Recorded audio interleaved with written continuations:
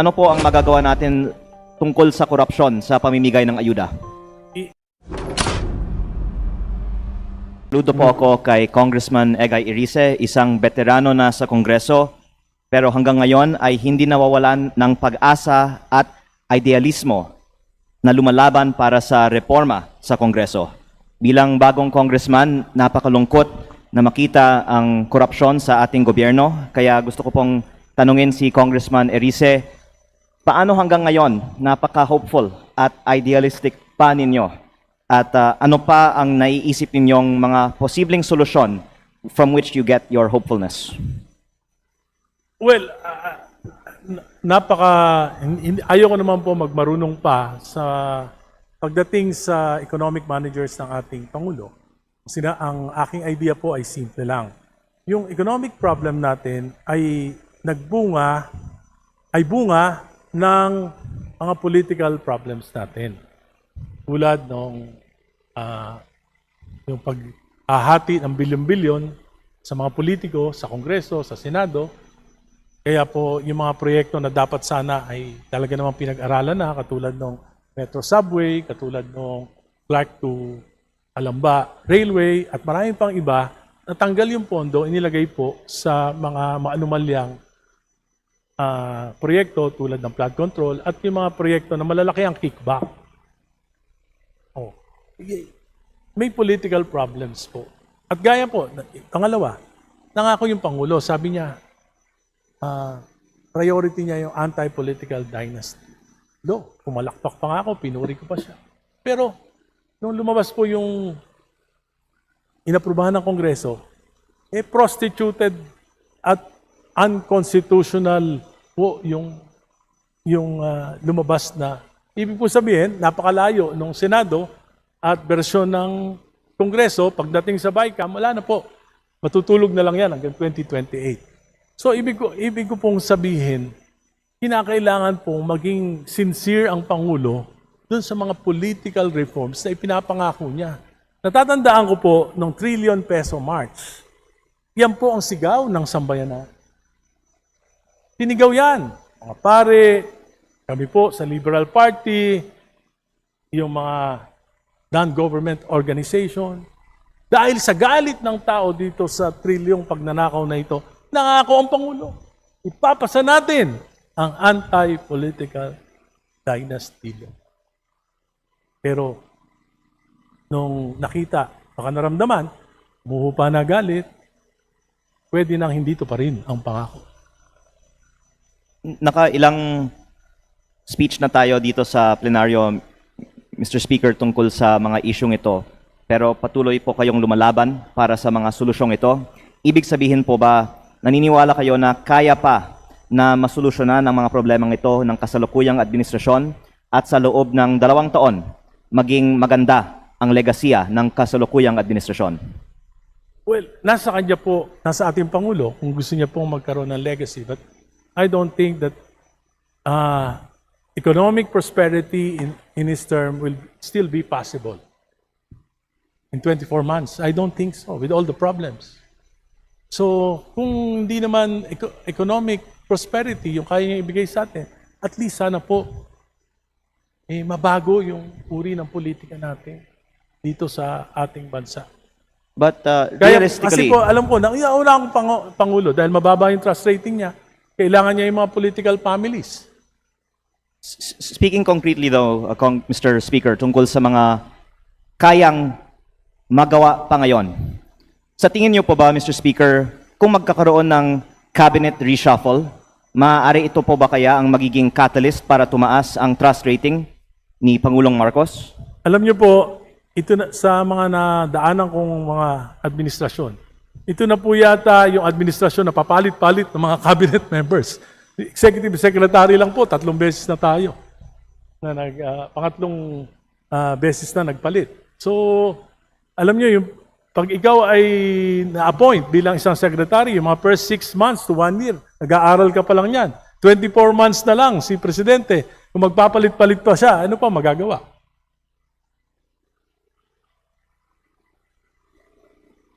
Kaya ibig niyong sabihin, Mr. Speaker, kahit anong gagawin natin, hindi tataas ang trust rating o kung mag-a-appoint ng mga magagaling na mga sekretaryo sa kabinete, tataas kaya ang trust rating ng administrasyon? Sa experience ko po sa pamahalaan, kung ikaw talagang magaling, ay hindi ka na papasok. Bakit ka papasok sa isang sakit ng ulo? Kaya ang ibig niyong sabihin, sir, hindi na makakakuha ng mga magagaling na mga appointees ang administrasyon? Sana naman, may mga makukuha pang mga magagaling. At this point in time, kung kukwentahin mo yung 24 months, para napaka-mahirap na. Anyway, we still hope for the best, sana. Pero ang isang batas lang na pwedeng makapagpabago ng uri ng politika natin. For example, baguhin lang natin yung sa election law. I-require natin lahat ng candidates mandatory magpa-participate sa debate. Pag hindi nag-participate sa debate, disqualified. Naku, maraming mga kababayan natin ang matututo na bumoto ng tama. Isa lang yon. Pero malaki ang impact para sa kinabukasan ng bayan. Mabuti at si Congressman Erice ay nag-iisip pa ng future reforms.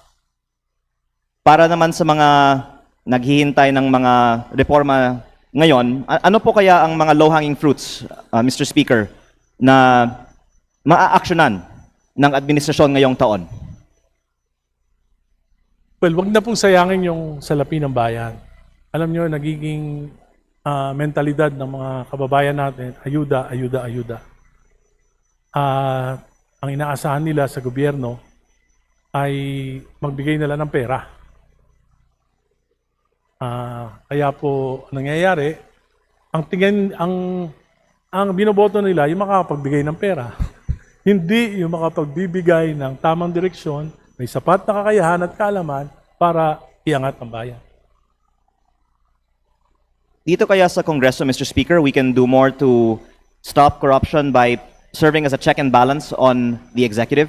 Nabanggit niyo po kanina sa Caloocan, may mga namimigay ng ayuda ng 5,000 na ang nakakarating lang sa mga beneficiaries ay 1,500. Totoo po ba ito? At kung totoo, ano po ang magagawa natin tungkol sa korupsyon sa pamimigay ng ayuda? Yan na nga po kasi wala naman talagang absorptive capacity ang mga ahensya ng gobyerno para ma-monitor yung malawakang pagbibigay ng ayuda. Kaya nangyayari ito, it's systemic. Wala naman po tayong listahan ng mga talagang nasa extreme poverty na kailangan makinabang na ito. Ang nabibigyan lang po dito ay yung willing na magpahati. Pagka 5,000, sige, payag ka ba? 1,500 ka lang, payag na. Kaysa wala. Yan po yung nagiging kaisipan ng mga mamamayan ngayon at sayang po yung pera na magagamit sana natin sa kalusugan, sa edukasyon, sa pagpapaunlad ng ekonomiya. Napupunta lang po sa wala at nagpapasama pa sa kaisipan ng mga mamamayang mahihirap na Pilipino.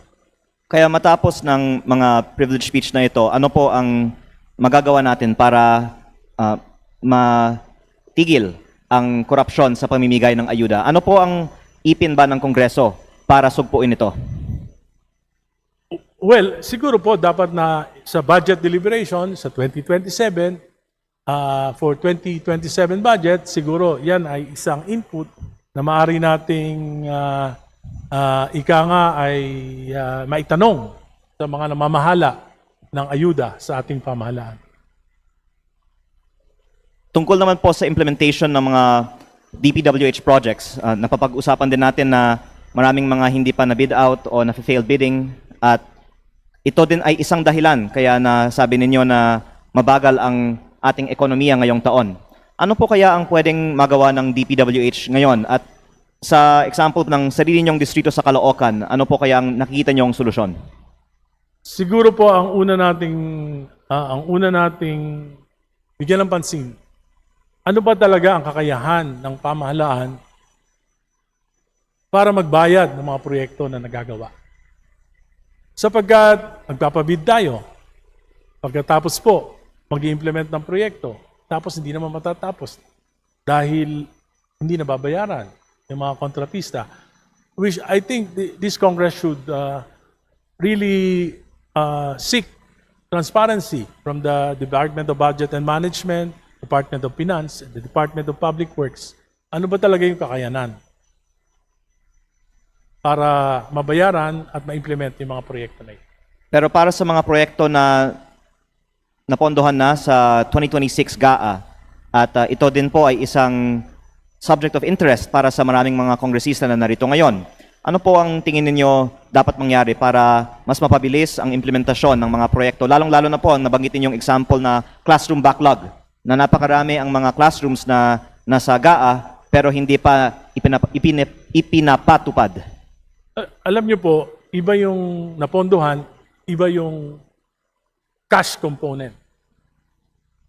Sa 2026 national budget, 6.79 trillion. 1.7 trillion po nun uutangin.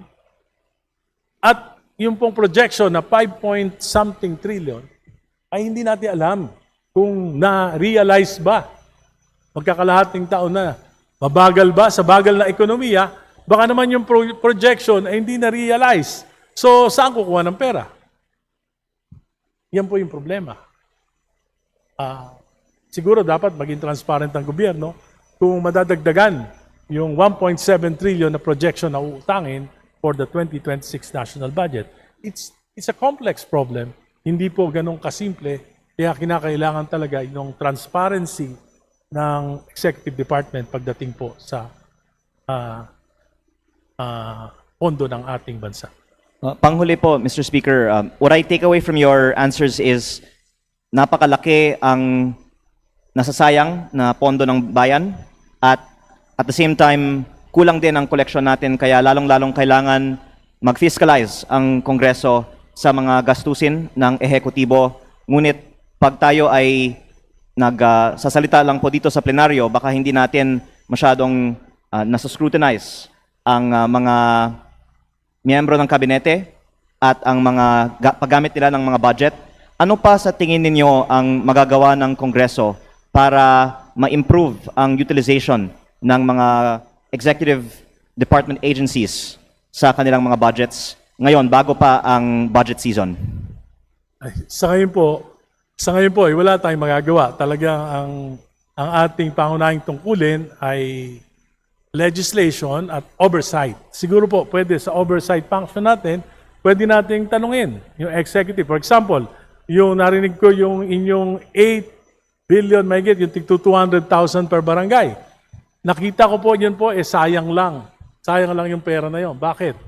200,000, 100,000, 5 scholar na tig 20,000. Ang mamimili, yung barangay. Di ba? Hindi CHED. Hindi yung pong mga eskwelahan. Anong kinalaman ng barangay sa pagpili ng mga magiging scholar? Kaya magiging reklamo lang. Biro mo, 50,000 yung estudyante doon sa barangay, pipili ng 5. Di sasabihin lang ng mga taong pinili lang yung mga kamag-anak ng barangay. So sayang lang po yun. Dapat yun ibinigay sa mga karampatang ahensya na alam kung sino yung pipiliin. Yung pinakamahirap, yung talagang pakikinabangan yung pondo na yon. Pangalawa, 100,000 per barangay. Bahala na kayo, sabi ng Pangulo, kung saan nyo gagamitin yan. Alam naman natin yan. Ako po 50 taon ng politiko. Pagka 100,000 yung binigay mo sa barangay, swerte na yung pakinabangan yung kalahati nun ng mga mamamayan. So on a final comment, Mr. Speaker, would you support Congress calling for an inquiry into the ayuda programs and alleged discrimination in the distribution of government ayuda?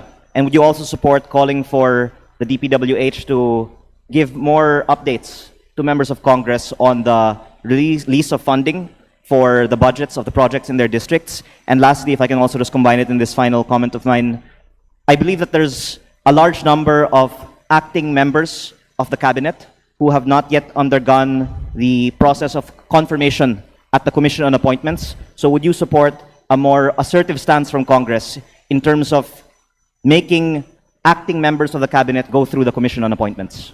Opo, anything that would provide transparency, I will support it.